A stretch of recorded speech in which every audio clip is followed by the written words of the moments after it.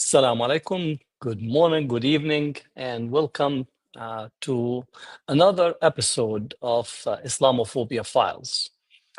This is a podcast that focuses on Islamophobia, where we critically examine the structures, narratives, and power relations that produces anti-Muslim racism across the globe.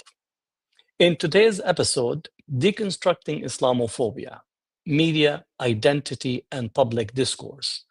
We're joined by my dear friend and colleague Saul Takahashi, a leading voice whose work interrogates how media representations actively shapes public fear, policy making, and the social imagination of who Muslims are, or most often who Muslims are not, because we're spoken about but not often spoken with. Through media studies and critical discourse lens, we explore not just what the media says, but also what it structures in terms of reality itself, manufactures, consent, and miseducates, and mobilizes publics for policies that often injurious to Muslims and communities that are in alliance with them.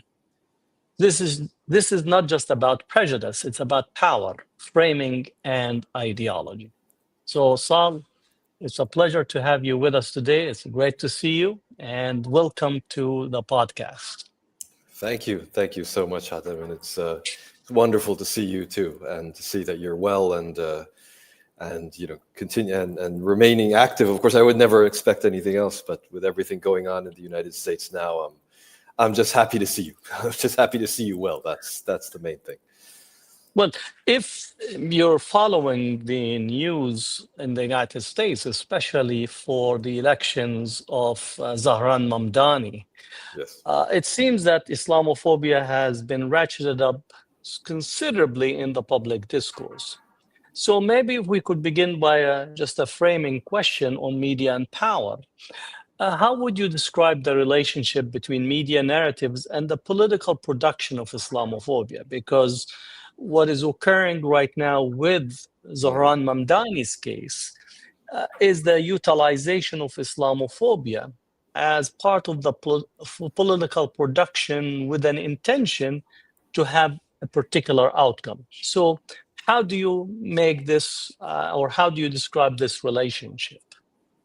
Well, like you say, I mean, certainly the media in the United States has been really terrible in the way that they've been framing the whole thing and framing Mandawi and the Islamophobic way that that he's been framed and the whole issue has been presented. What's kind of interesting in the United States is how the United States is an oligarchy. It's an oligarchy that has, at least up till now, it's had the facade of rule of law and democratic institutions, and those institutions still, to a certain extent, remain. I mean, certainly the administration is doing its best to destroy them and destroy any kind of meddling that they might have in what they want to do. But they still exist to a certain extent. But when it comes to policies that threaten the oligarchy, threaten the political elite, that's when things get kicked into gear, and that's when the whole machinery starts coming in and tries to oppress the people that are causing the trouble. And that's I think that's closely linked with what's going on. I mean, these media companies in the United States, they're not run by the government. They're not certainly, they're not like censored in the same way that media is directly censored in a lot of other countries. But they are run by they're run by oligarchs, they're run by billionaires, and they are run with the profit and that bottom line in mind. So when somebody comes out with policies that threaten their bottom line, that threaten their unrelenting profits, then this is when they come in, this is when they come out, and they all sort of start trying to force them to toe the line. And I think that's really part of what. So when we talk about media, there's often this assumption that media is functioning as an independent entity. And increasingly in, if we're talking about advanced societies, the United States, Western Europe, leaving aside states like in the Muslim world or Arab world, this assumption that the media is an independent entity. So how accurate, or at least how can we describe the media role?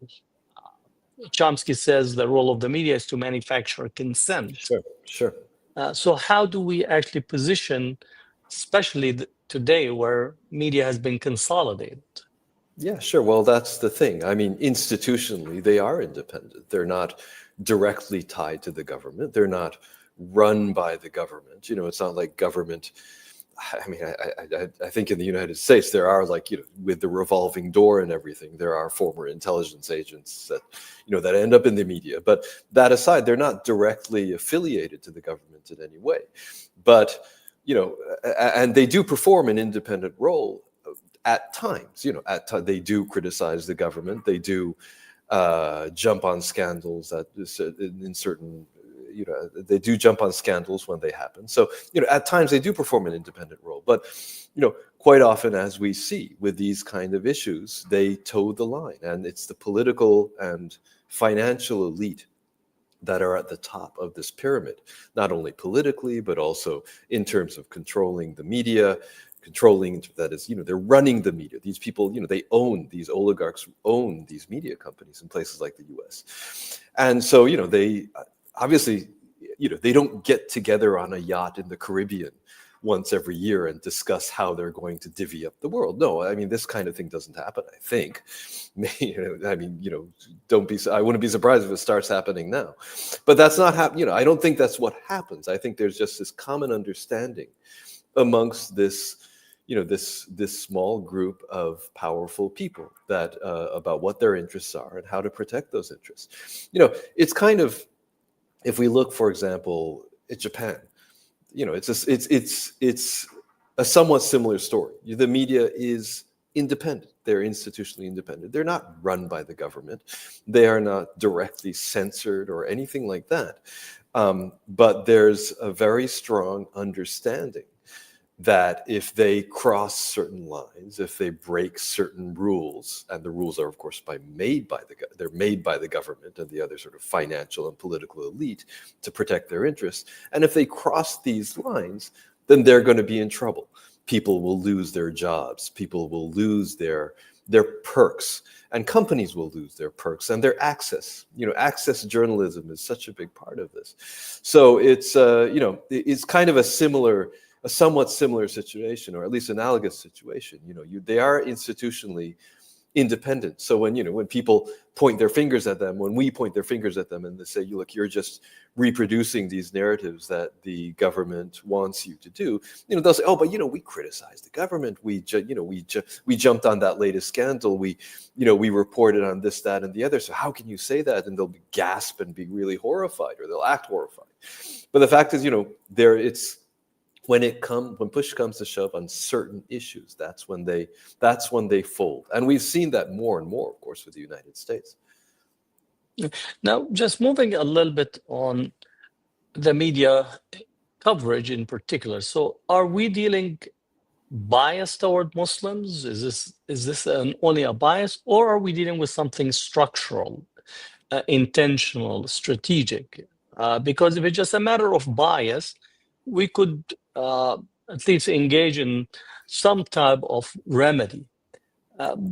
In my view, is that there is a structural element. One, it's corporate as well as vested into the overall mode of productions of the society. There is intentionality to it, and there is a strategic. So where do you fall on that discussion? Is it a mere bias, or at least I'm trying to say, do you share my view on Sure. that there are, in fact, in their structural, intentional, and strategic elements to it? Sure. No, of course I share your view. I mean, it's not about bias. And if you take the individual journalists aside and you speak with them, yeah, sure, some of them may have biases, and, you know, probably they are subconscious in most instances. And if you point out, certain thing that they say, or if you point out these biases, they quite often they'll be, again, they'll be horrified and they'll gasp and, are you calling me racist? How dare you? And, it'll be like that. No, it's a structural thing for sure. And, it's a structural thing. It's about power and maintaining power and, protecting the interests of the elite that run these companies. It's very much the case. So, that's what makes it also insidious in a way. If it was about bias, like you say, we can sort of educate people out of it sometimes. I mean, that usually doesn't work. But, there's always this, okay, let's do anti-bias training and let's have an anti-bias coordinator in the company that will, review some of the relevant articles and see if they're okay. And, we get to that kind of thing. And sometimes, usually that doesn't really work, but it's sometimes that's a way of sort of dealing with the issue. But this is far more insidious. It's structural, and it's about the interests of the people who are in power and protecting those interests. So so it has to be dealt with in a completely different way. So if we could talk about the media frames and the tropes that are used for Muslims. So often yourself and others, before even the media is speaking to you, there's already a set of scripted Muslim identity frames and tropes. So how do we assess or at least account for these tropes being persistent and constantly being utilized? And more importantly, the question why and what's their usefulness as a way to engage the Muslim subject? Well, I mean, for example, Palestine. And Palestine is, of course, the prime example of how we can see these kind of things. I think it's like, for example, when I would be interviewed in the Japanese media, for example, it's not so much. I don't start off the interview by announcing my religion. I mean, that's not the point. But any kind of pro-Palestinian discussion, Muslim equals pro-Palestinian equals certain things, and this we have, of course, we don't need. There have been millions and millions of studies of how this is. How these kind of issues are framed, of course, in the English-speaking media, the United States, the UK mainly, and Japan is pretty similar. It's Muslims have an irrational hatred of Jewish people. Muslims have, Muslims want everything, as opposed to the Israelis who are like us. They're like Westerners. I'm talking about the Japanese media. So they're like Westerners. So they're rational people. They're normal people. They're like us. One of the really big developments over the past 2 years is, for obvious reasons, in many ways, that kind of dichotomy has actually crumbled away to a certain extent in Japan, I would say. And the mass violations, the horrific atrocities that Israel has committed, I mean, they were reported on pretty well. And they have horrified people. I think they've horrified people in the Japanese mainstream media as well. So in that regard, this sort of, I wouldn't call it a love affair, but this conceptualization of Israel as being a quote unquote normal democratic country has really just gone down the toilet. And, alhamdulillah, that's good for that. But still, when we're talking about Muslims, and again, I'm getting back to the country, my country, Japan, the way that Muslims are framed in the Japanese discourse, remains, it's problematized, to use the word that you often use this term. In the mainstream media, it's not so prominent, because the mainstream media in Japan is a little bit more careful about these things, a little bit more careful about, pointing fingers at certain communities. But if you look at stuff that's happening, like, I mean, there's sort of tabloid media, of course, and there's social media, and that's very, very, that's very, very stark and very, very clear, and it's a very kind of similar thing. I mean, people get short video clips from God knows where. I don't even know where they are. I mean, they're definitely not Japan. But I remember the other night I saw a very short video clip of some guy who looked African or maybe Afro-Caribbean. I don't know. I mean, I have no idea, but absolutely no context, no idea where this is taking place. No idea what's happening at all.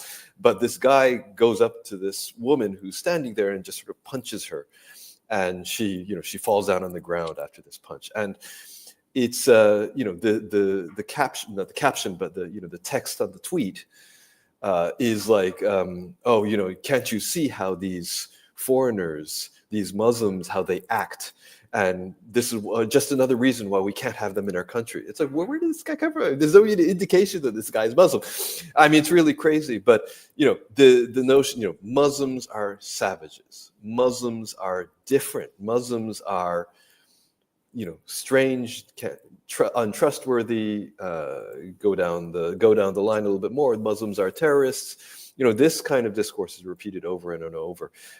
Again, the government and mainstream media is a little bit more careful with that kind of thing. But it's the dog whistles, like we say, and it's the sort of insinuation that certain foreigners are the problem, and certain foreigners we have to be careful of letting them in our country.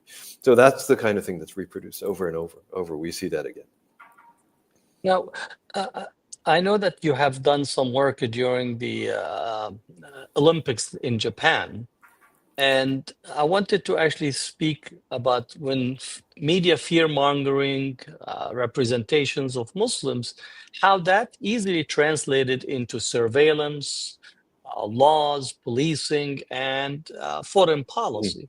So the seamless relationship between media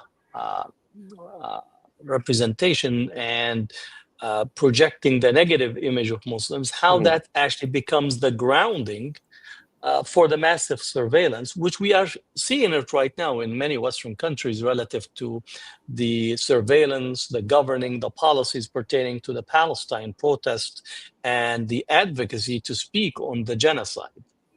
Sure. Well, the surveillance of Muslim communities in Japan actually predates the Olympics. This was, I think, it was one of the G8 meetings that Japan hosted. I think it was 2008. I think there was one and there's another in 2000. But I can't remember off the top of my head. But it actually predates the Olympics, and this was something that took place much earlier. It started in, I believe it was 2004. What happened in Japan was that in 2010, all of a sudden, I believe it was actually Halloween night, which was showing that the guy who did it has some kind of sense of humor.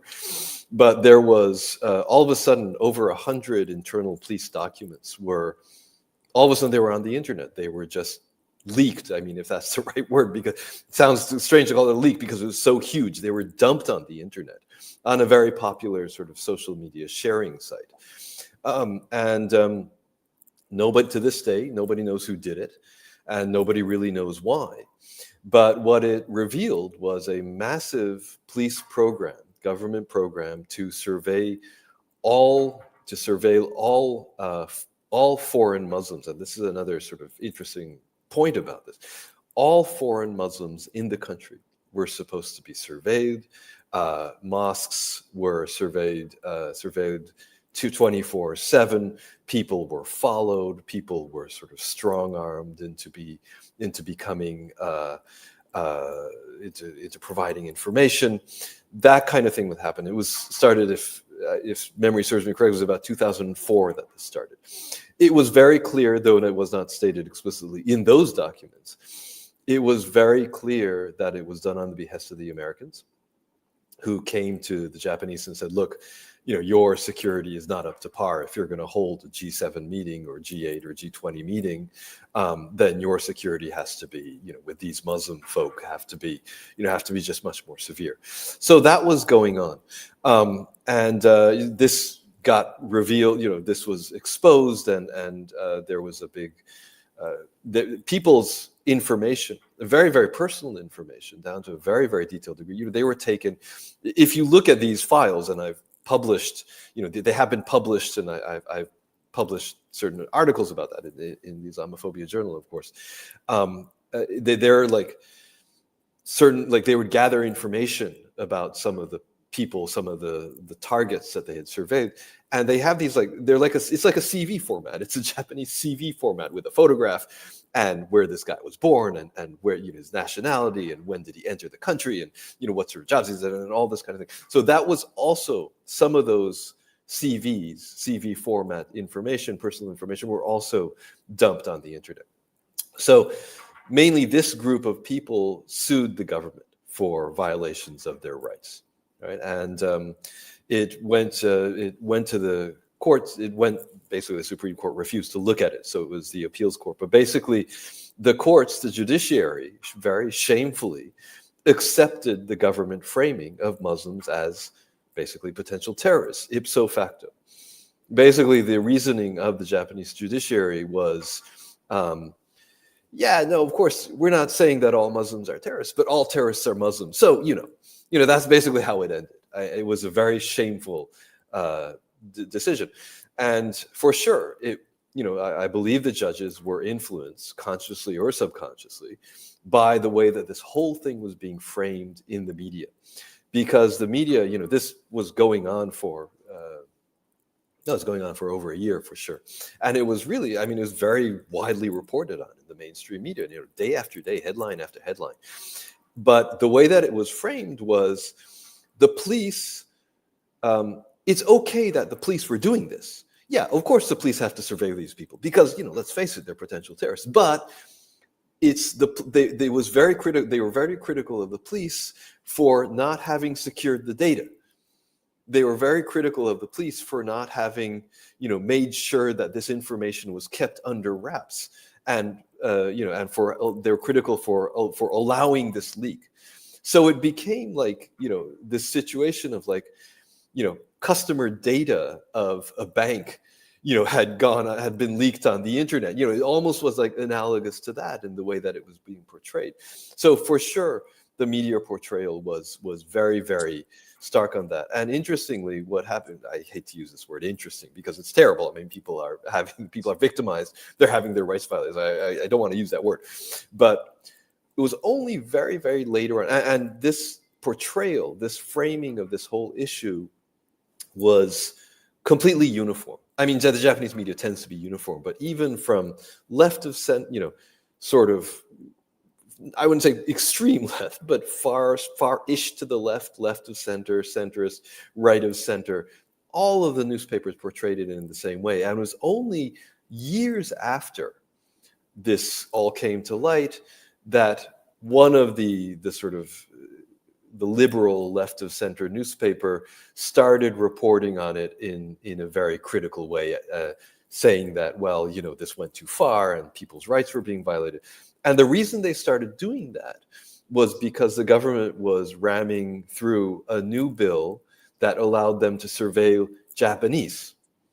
So it was like, oh yeah, if it's these Muslims, if it's foreigners, that's fine. And of course, Muslims, well, they're potential terrorists. So what do you want? And then all of a sudden, now it's about us. It's not about foreigners anymore.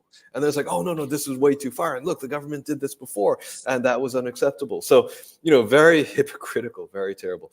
But yeah, so that was certainly how it was. Now, in fact, after all that came to light, though it was still going on, that's when we had basically the second Abe government. Shinzo Abe was the prime minister at the time, and he was a very, very extreme nationalist.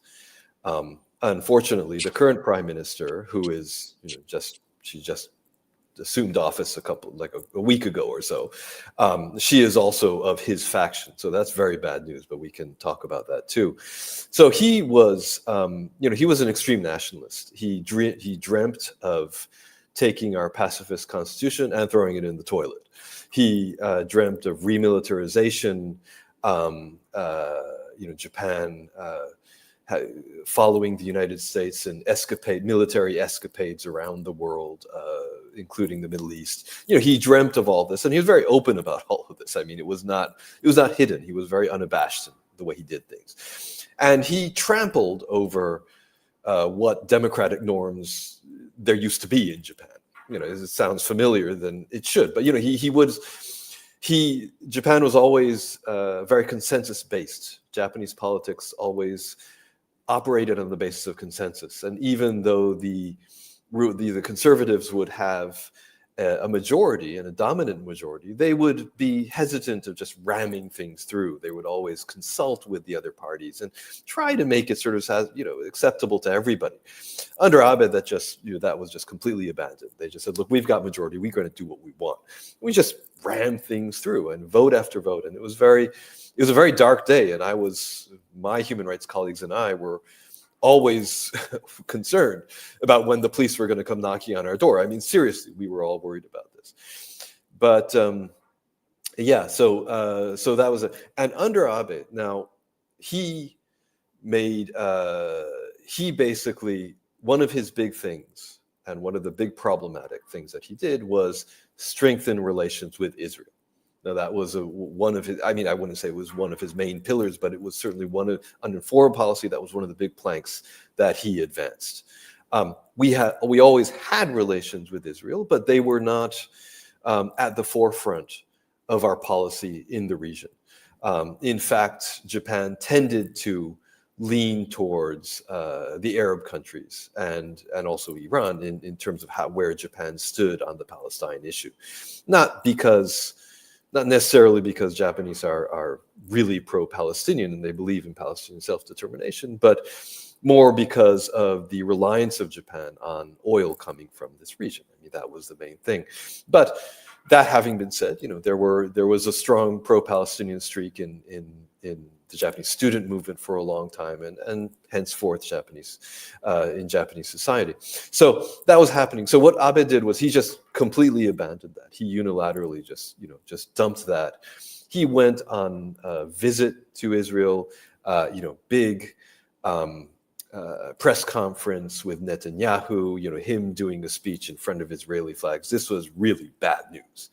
And as part of that, he and the government were basically strong-arming corporate Japan into entering agreements and doing business with Israeli companies. This was one of the big things.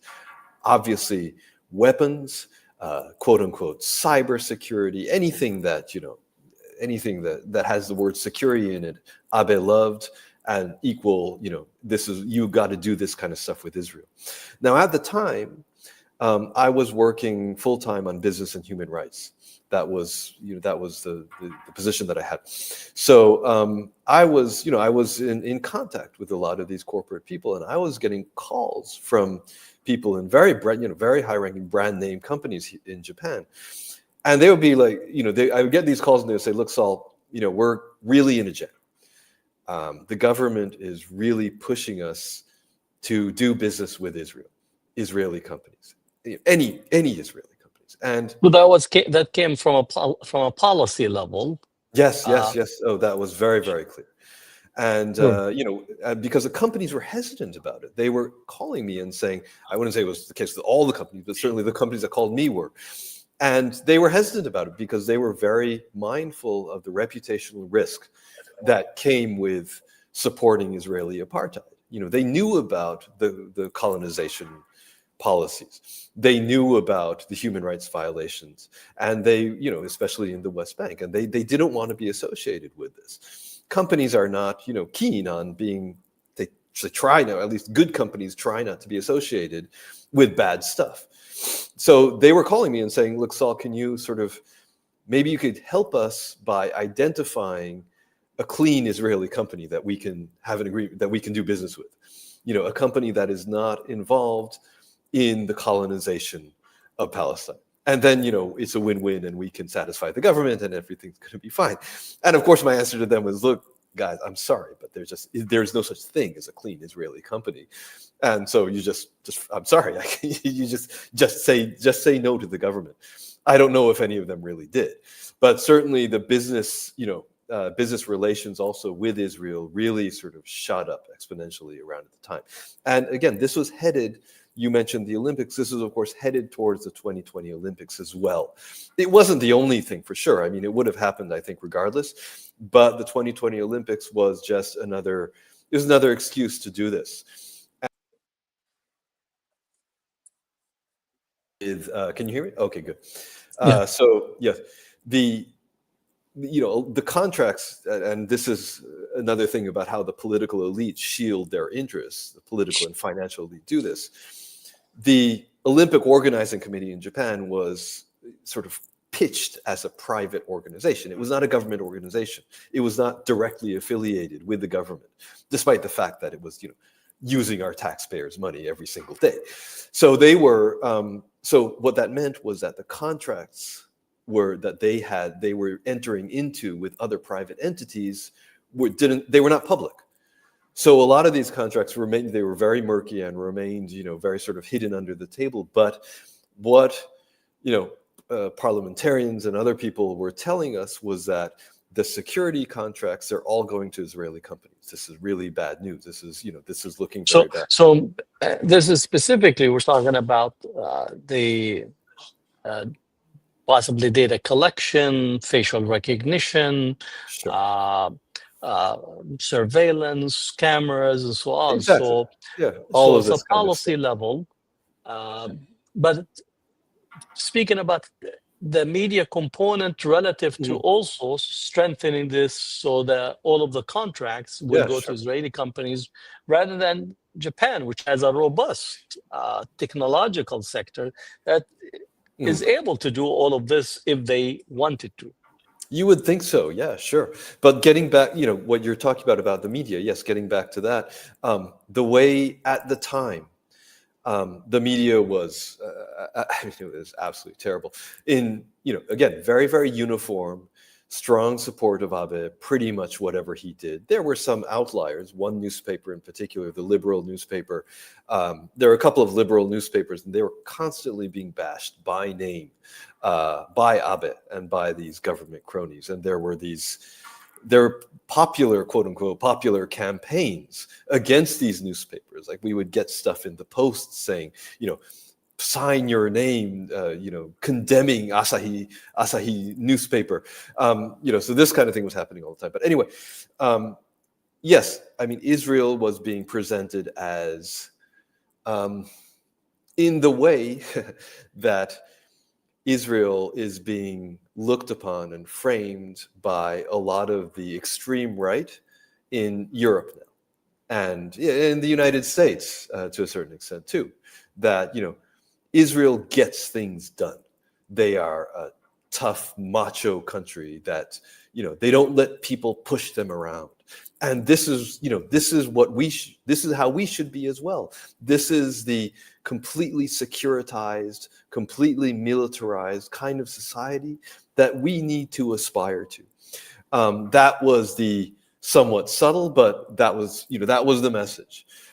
In some of the right-wing tabloids, I remember one article in particular, and there's this one, we have these weekly tabloids, and one of these right-wing commentators, very, very close to Abe, a woman, the two of these right-wing commentators, both are women and both who are very close to Abe, and they were talking about Netanyahu as if he was really sexy. And they were saying, this was the headline, Netanyahu, he makes us women just, melt because he's so macho and he's so, he protects his country, he protects the people under his care. These are the kind of real man that Japanese men should be like. You look at this, it's so crass, it's hard to know where to start. But so yes, this kind of thing was being very, you could see this kind of narrative over and over in the media. Now, that having been said, so the Olympics, fell apart for other reasons, fell apart because of COVID. Nobody knows what happened to those security contracts.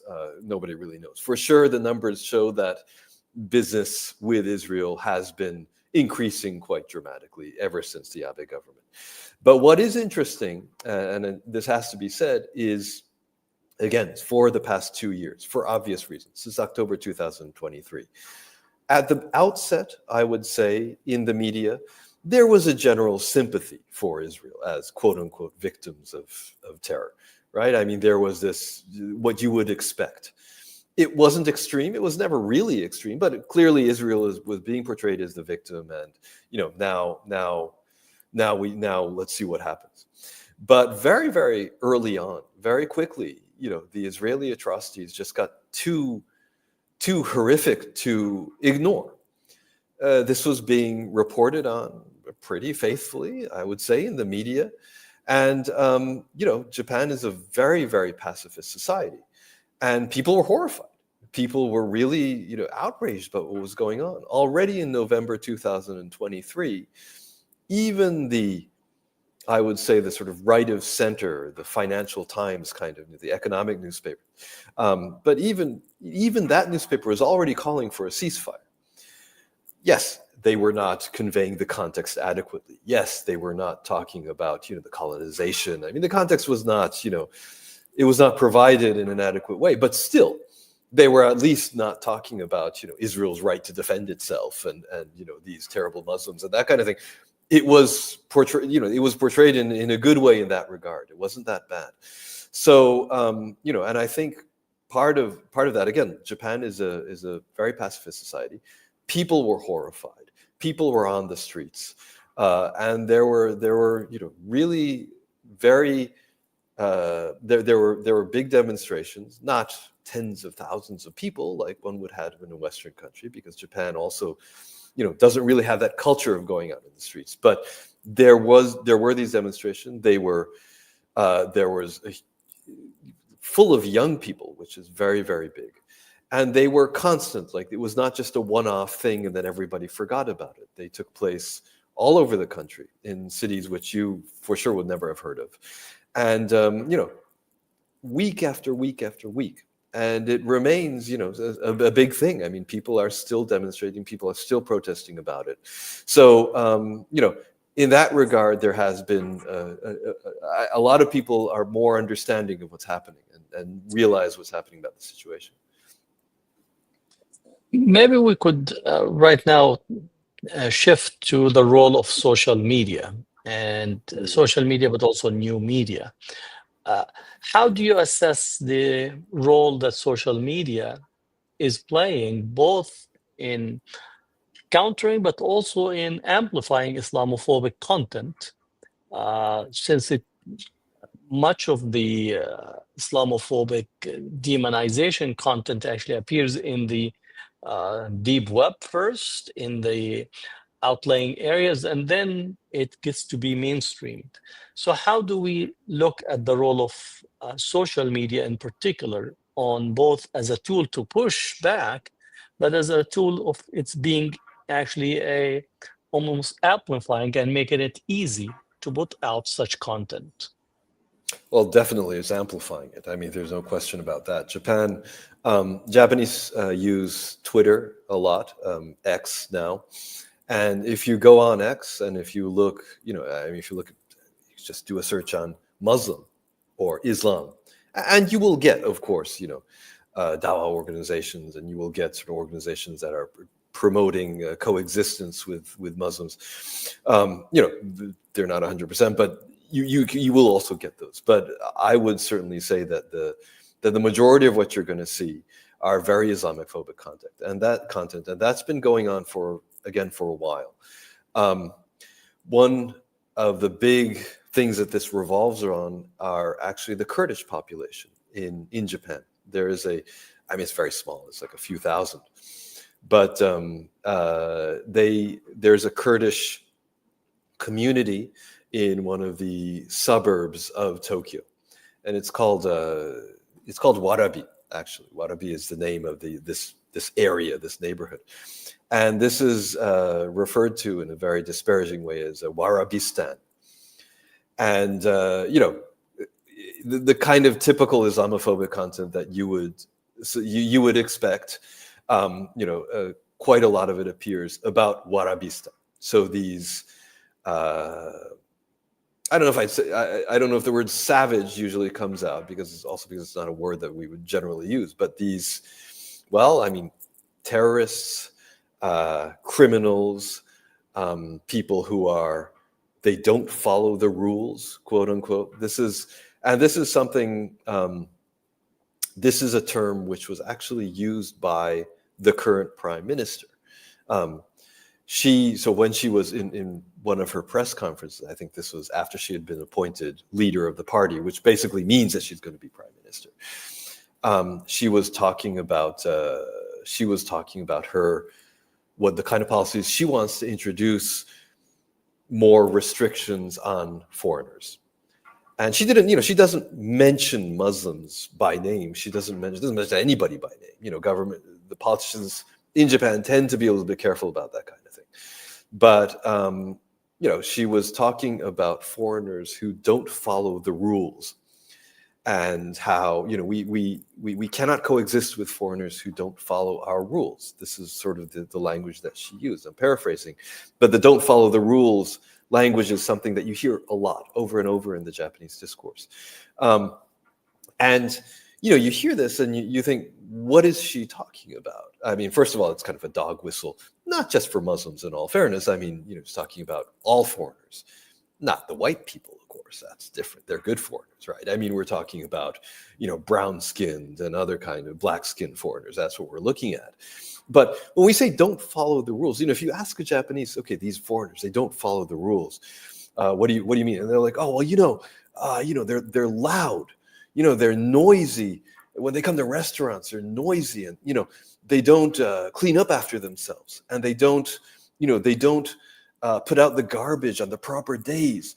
As this is like a major thing. People should be barred from the country for that. But the point is, when we say, what do you mean when you say don't follow the rules? Do you mean don't abide by our laws? Yes, that's one thing. Yeah, of course, people who are in our country, in any country, they should abide by the laws in that country. That's obvious. Doesn't mean, it doesn't matter if you're a foreigner or not. I mean, we all have to follow the same laws.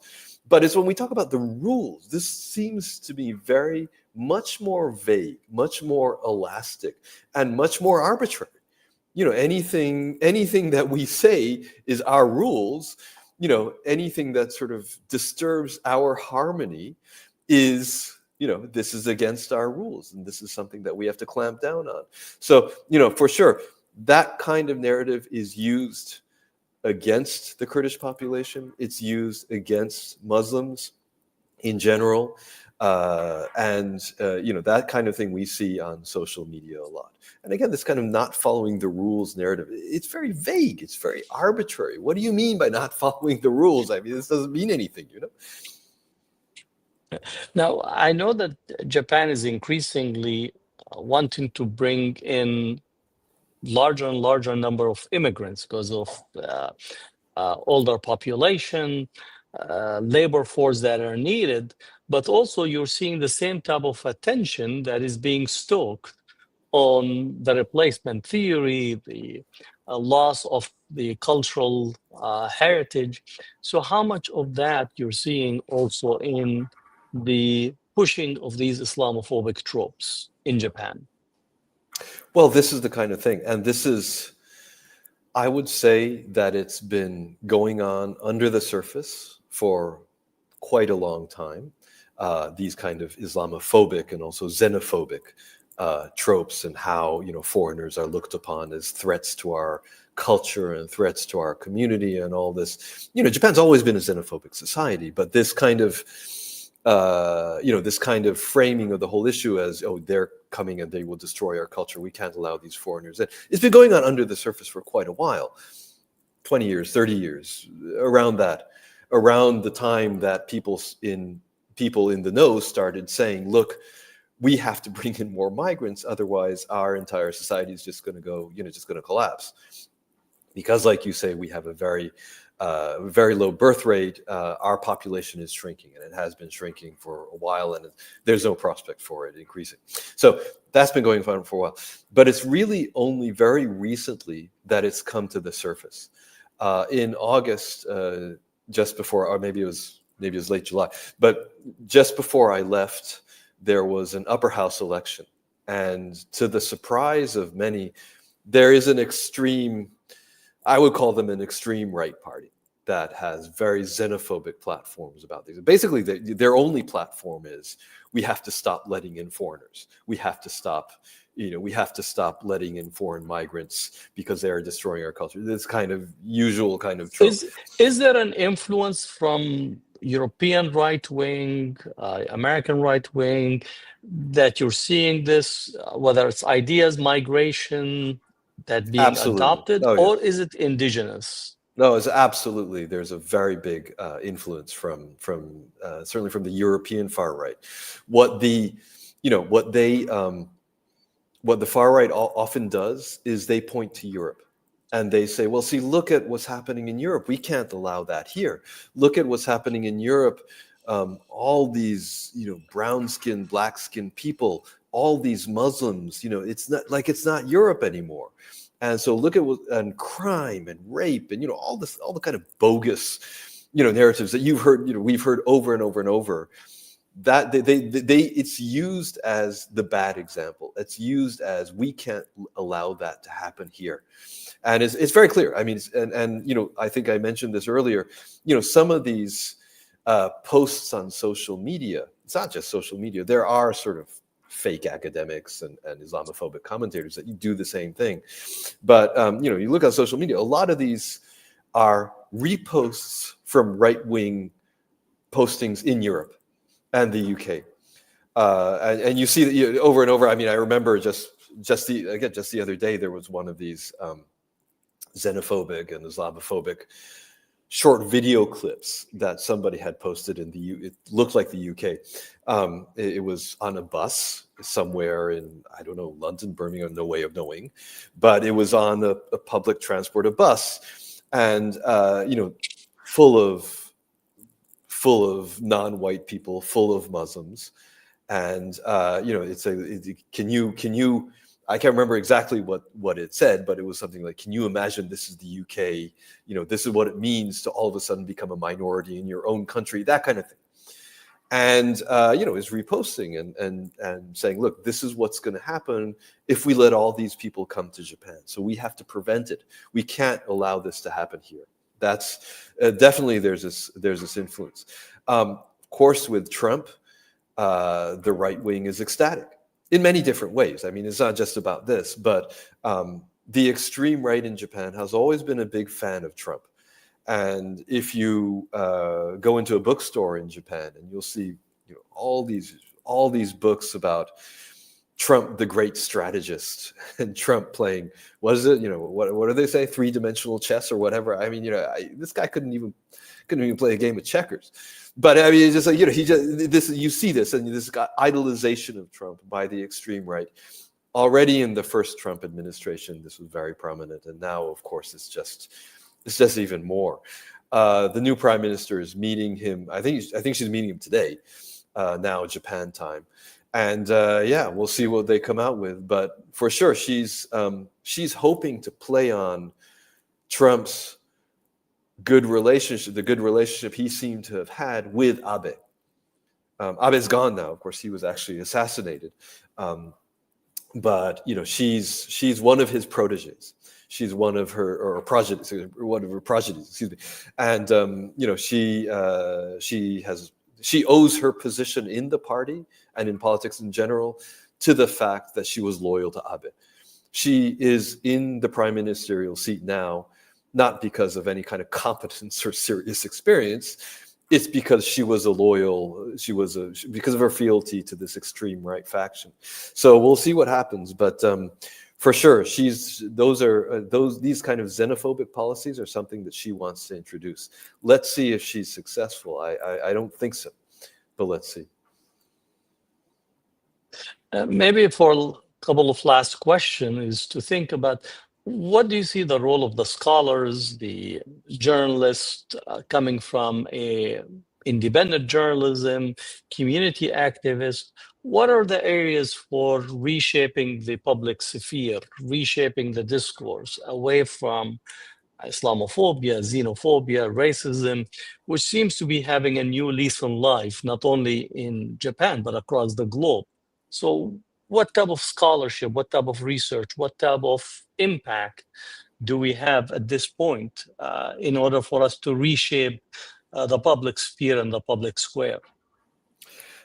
Had you asked me like a year ago, I probably would have had a little bit more of an optimistic answer, because the public discourse seemed to be moving in the direction of less xenophobia and greater acceptance of a larger foreign population, an acceptance, and first of all, an understanding that we need to rely on greater migration to survive as a society, and acceptance that that's also okay. Understanding that